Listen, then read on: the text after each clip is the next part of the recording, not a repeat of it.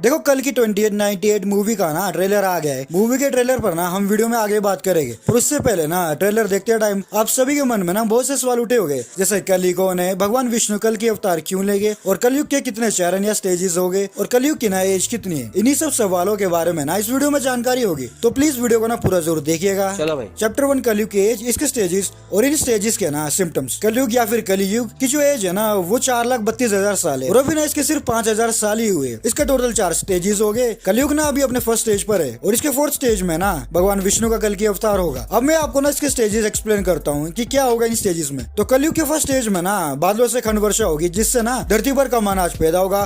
खंड वर्षा मतलब यार ब्लॉक रेन होगी। ऐसी रेन जो रुक रुक करो या कोई सिटी या विलेज के ना किसी एक पार्ट में तो हो और दूसरे पार्ट में ना हो। राजा लोग प्रजा को ही खाने लग जाए और प्रजा ना करों के बोझ से परेशान हो जाए। बेसिकली करप्शन काफी होगा, लोग भगवान कृष्ण की निंदा करेंगे। और भी सिम्टम्स है फर्स्ट स्टेज के, मैंने ना आपको थोड़ा शॉर्ट में ही बताया है। ये एट प्रेजेंट ना कलयुग का फर्स्ट स्टेज ही चला है, जिसके ना 5,000 साल हो चुके हैं। अब चलते हैं कलयुग के ना सेकंड स्टेज पर, जहाँ कलयुग के फर्स्ट स्टेज में ना लोग भगवान कृष्ण की निंदा करेंगे, वहीं ना कलयुग के सेकंड स्टेज में ना लोग भगवान कृष्ण का नाम तक नहीं लेंगे। और कलयुग के थर्ड स्टेज में ना वर्ण संकर संतानों की ना उत्पत्ति होगी। अब वर्ण संकर क्या है, let me explain this to my 194 subscribers. अगर हम भगवत गीता के अध्याय 1 के श्लोक 40 को देखे ना, तो उसमें भी वर्ण संकर शब्द मिलेगा हमें देखने को, जिसका मतलब है अवांछित संतान, मतलब वो संतान ना जो आपको नहीं चाहिए। रामियो बेस्ट फ्रेंड की बात नहीं कर रहा मैं यहाँ पर। और स्टेज 4 में ना सारे वर्ण खत्म हो जाएंगे और लोग ना एक ही वर्ण के रह जाएंगे। बेसिकली हमारे हिंदुइज्म में ना 4 वर्ण है, ब्राह्मण, क्षत्रिय, वैश्य और शूद्र। और घोर कलयुग के बारे में ना आपने TRS हिंदी में अमोघ लीला प्रभु जी से सुना ही होगा। आएगा घोर कलयुग।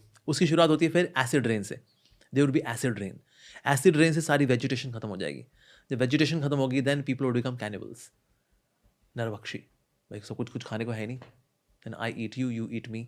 That kind of Kalyug starts. Chapter 2 Kali कौन है। अगर हम श्री कल की पुराण में देखें ना, तो कली के ओरिजिन को काफी बारीकी से बताया है। मैं यहाँ स्क्रीनशॉट लगा दूंगा। ब्रह्मा जी ने प्रलय काल के अंत में ना अपनी पीठ से घोर मलिन पातक, ड्रॉप ऑफ लिक्विड या ड्रॉपलेट बोल सकते हो, को पैदा किया। उनकी पीठ से पैदा हुआ पातक ना अधर्म नाम से प्रसिद्ध हुआ। इसके बाद बिल्ली के जैसी आंखों वाली और अत्यंत लुभाने वाली मिथ्या यानी इल्यूजन नाम की ना एक नारी, उस अधर्म की पत्नी हुई। दम यानी एरोगेंस नाम का एक पुत्र पैदा हुआ। उसे धर्म और मिथ्या से ना माया नाम की एक पुत्री भी पैदा हुई। माया और दम के संयोग से ना लोभ, ग्रीड नाम का पुत्र हुआ और निकृति नाम की पुत्री भी हुई। फिर इसके बाद ना लोभ और निकृति के संयोग से क्रोध नाम का एक पुत्र पैदा हुआ। उसी क्रोध की हिंसा नाम की बेटी जन्मी। हिंसा और क्रोध के संयोग से ना कली का जन्म हुआ। समझ रहे हो। चैप्टर 3 भगवान कल की अवतार। अब आप ये पूछोगे ना भगवान विष्णु कल की अवतार क्यों ही लेंगे। इसका आंसर ना आपको भगवत गीता के ना अध्याय 4 के श्लोक 7 और 8 में मिल जाएगा, जो कि इस प्रकार से है। Chapter 4 verse number 7। हे भरतवंशी, जब भी और जहाँ भी धर्म का पतन होता है और अधर्म की प्रधानता होने लगती है, तब तब मैं अवतार लेता हूँ।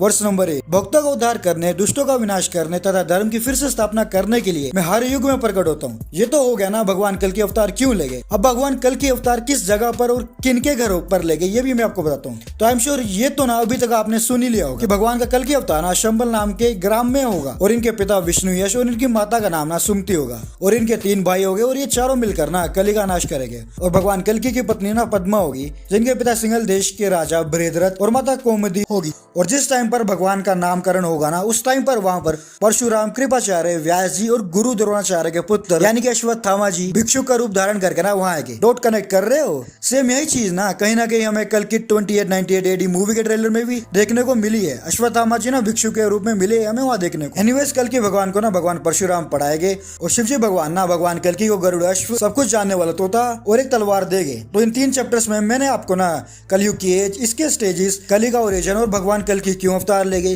किसके यहाँ अवतार लेंगे, ये सब बताया। अब थोड़ी ना ट्रेलर पर भी बात करते हैं। चैप्टर 4 कल की 2898 AD। देखो पूरे ट्रेलर पर तो बात नहीं करूंगा, बस एक कंफ्यूजन है। जैसे अश्वत्थामा जी बोलते हैं सिर्फ एक की ही जान बचानी है, और उसके बाद ना वो दीपिका को भी बोलते हैं आपने अपने गर्भ में ना एक भगवान को स्थान दिया है। तो क्या यहाँ पर अश्वत्थामा जी कल की भगवान की बात कर रहे हैं। पर मैंने ना कुछ कमेंट्स ऐसे भी देखे हैं जो बोल रहे हैं प्रवास भगवान कल की हो गए। जैसे एक भाई ने ना स्कूपकास्ट पर कमेंट किया था, भाई लोग ट्रस्ट में प्रवास ही कल की है। क्यों? एक डायलॉग रिकॉर्ड चेक कर लो, मैं आज तक एक भी फाइट नहीं हारा हूँ। वो प्रवास रेफरेंस नहीं था, लॉर्ड विष्णु का था। He won all battles and प्रवास जब हाई बोल रहा था ना, जिस तरह सोया है एक हैंड पर, वो लॉर्ड विष्णु का पिक्स देख लो। भाई की बात में दम तो है। पर फिर इस सीन में ना हमें अश्वत्थामा जी और भैरवा का फेस ऑफ भी मिलता हुआ देख रहे हो। लिटरली जैसे ही प्रवास ने हाय बोला ना, अश्वत्थामा जी ने खींच के फेंक दिया उन्हें। अगर हम लॉजिकली देखें ना, तो अश्वत्थामा जी को पता होगा भगवान कल्कि कौन है। अभी मुझे नहीं पता मूवी में कल्कि भगवान कौन हो गए। तो आई थिंक इस वीडियो को यहीं एंड करते हैं, और अगर कुछ भी मिस्टेक हुई ना तो उसके लिए ना तहे दिल से माफी। जोरो भाई डरो मत।